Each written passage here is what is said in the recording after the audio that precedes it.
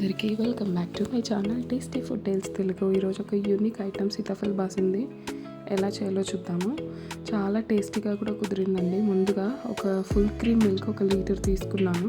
ఒక మందపాటి కడాయిలో కానీ నాన్ స్టిక్ ప్యాన్లో కానీ వేసుకొని బాగా మరగనివ్వాలి. ఇది టైం టేకింగ్ ప్రాసెస్. ఇంగ్రీడియంట్స్ చాలా తక్కువే, but time taking process, but tasty కూడా చాలా బాగా వచ్చింది. ఇది యూట్యూబ్లోనే చూస్ చేశాను, ఫస్ట్ టైం చేశాను, బాగా కుదిరింది. మీరు కూడా ఖచ్చితంగా ట్రై చేయండి. పాల మీద మీగని అస్సలు అవ్వనివ్వద్దండి. సో దాన్ని అవ్వకుండా కలుపుతూ ఉండాలి. అలాగే సైడ్లకి అంచులకి అంటుతుంది కదా, అది కూడా స్క్రేప్ చేసుకుంటూ ఉండాలి.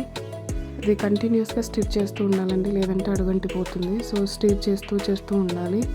అలాగే ఒక చిన్న టిప్, ఇక్కడ ఎప్పుడైతే మిల్క్ హాఫ్కి రెడ్యూస్ అయిపోతుందో అప్పుడు ఒక 100 గ్రామ్స్ షుగర్ యాడ్ చేసుకోవాలండి. మీరు మరీ స్వీట్గా తింటారనుకుంటే 150 వరకే యాడ్ చేసుకోవచ్చు. బట్ మాది సీతాఫలం పల్పు చాలా స్వీట్గా ఉండింది, సో అక్కడ అది సరిపోతుందని నేను 100 గ్రామ్స్ వరకే యాడ్ చేశాను.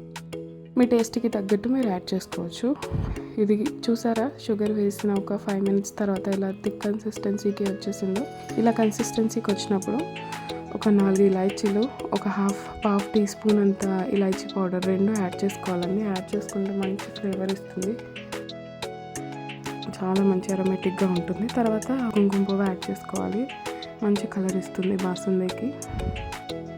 సో దీన్ని బాగా మిక్స్ చేసుకోవాలి. బాగా మిక్స్ చేసుకొని ఇంకొక 5 మినిట్స్ వరకు అలానే తిప్పుతూ ఉంటే ఇంకొంచెం తిక్కుగా అవుతుంది.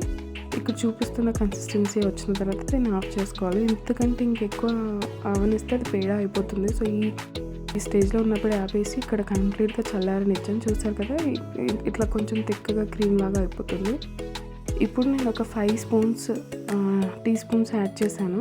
ఒకవేళ మీకు టేస్ట్ ఎక్కువగా, మీకు సీతాఫల్ ఫ్లేవర్ ఇంకెక్కువ కావాలంటే మీరు ఇంకెక్కువ కూడా యాడ్ చేసుకోవచ్చు. మీ టేస్ట్కి తగ్గట్టు అది యాడ్ చేసుకొని బాగా కలుపుకోవాలి.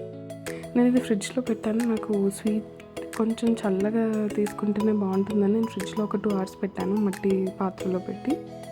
మీకు అలానే కూడా సర్వ్ చేసేసుకోవచ్చు. డ్రై ఫ్రూట్స్ తోటి డెకరేట్ చేసుకుంటే అంతే టేస్టీ సీతాఫల్ బాసింది రెడీ.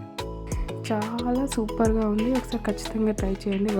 మీరు ట్రై చేసి మీకు ఎలా కుదిరిందో నాకు కమెంట్ చేసి చెప్పండి. ఈ వీడియో కనుక మీకు నచ్చినట్లయితే లైక్ చేయండి, షేర్ చేయండి, సబ్స్క్రైబ్ చేయండి. అలాగే పక్కనే ఉన్న బెల్ ఐకాన్ని క్లిక్ చేయండి. Thank you for visiting my channel.